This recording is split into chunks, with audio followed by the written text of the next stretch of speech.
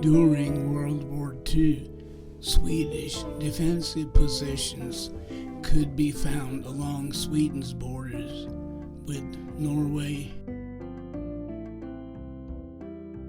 and Finland.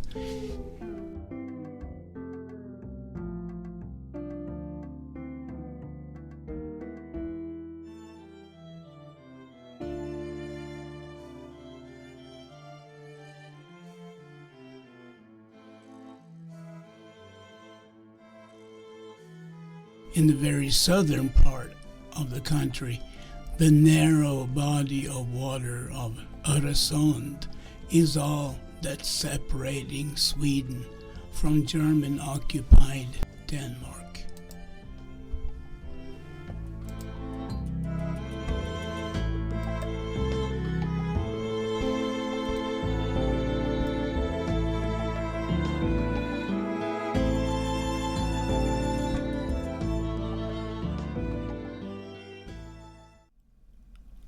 Swedish neutrality during World War II is indeed a topic that's been discussed by historians, politicians, and the public since the end of that horrible tragedy in 1945.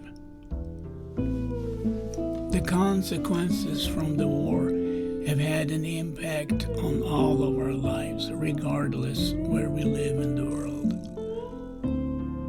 I'm not going to elaborate on the question whether Sweden was really a neutral country during the Second World War. I want to focus on the personal experiences of the innocent people who, for whatever reason, sailed on Swedish merchant ships during the war years. Some people are of the opinion that Sweden was not a neutral country, but instead a calculating, opportunist nation who would switch its loyalties depending on how the war was going.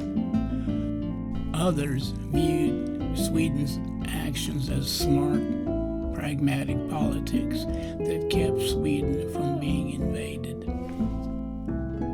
This story is a sad tale of personal tragedy, strained international relations, failed diplomacy, grieving families, secrets, and lies. This video is for all the merchant sailors who made the ultimate sacrifice in the cold waters of the Baltic Sea during World War II and the years following into the Cold War.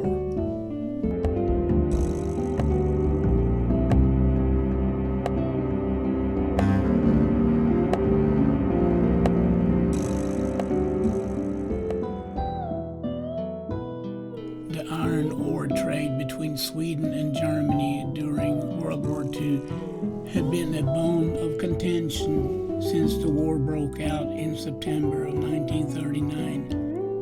The struggling Western Allies were fighting an uphill war and were, for obvious reasons, extremely critical of the ongoing trade.